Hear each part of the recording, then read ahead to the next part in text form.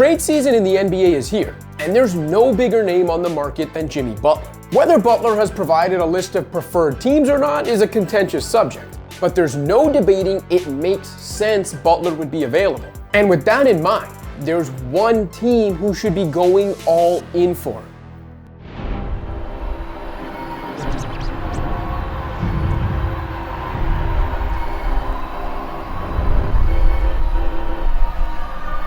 Butler remains a two-way star, and he's one of the great postseason performers of his generation. But he's best suited as a secondary scorer at this stage of his career, and the Heat have to realize their window is closed. If Miami isn't prepared to give a 35-year-old pending free agent what he wants, and the team isn't competing for a championship in the short term, then the Heat should be looking to recoup some value while helping Butler find a contender. And for the record, I still think Butler's $52.4 million player option for next season is in play if he lands in the right situation. So about those contenders, let's start by getting some of the also-rans out of the way. The Suns are a second apron team with little to offer anyway. No point wasting our time on Phoenix.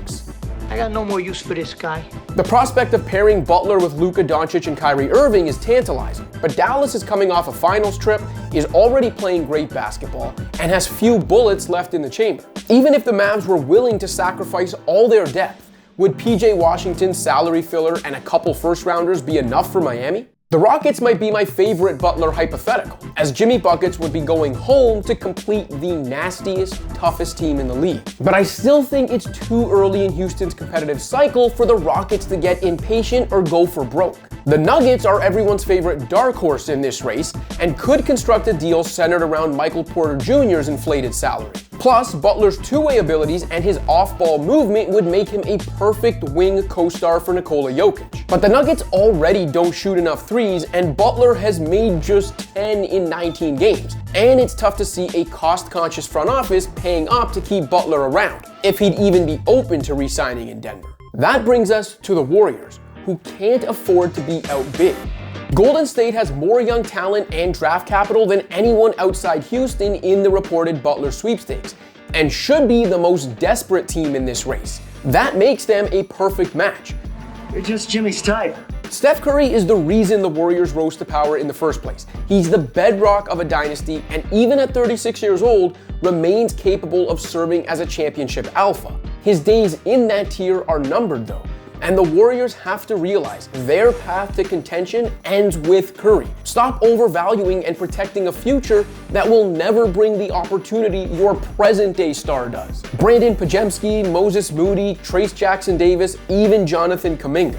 None of these guys are going to be stars. They should all be expendable if it means pairing Butler and Curry for whatever's left of each legend's prime. Curry, Butler, Draymond Green, and maybe even Andrew Wiggins, depending on how a deal is constructed, is absolutely a core you can win with over the next year or two, which is more than the Warriors can say about their current roster or any post-Curry iteration of the team. It would give Steph one last hurrah on the biggest stage, give Butler his best last chance to win, give Miami a chance to look forward, and give opponents two-way nightmares. However the Warriors have to do it, go get it done. Thanks for watching. If you liked this video and want to see more content like this, be sure to hit that subscribe button.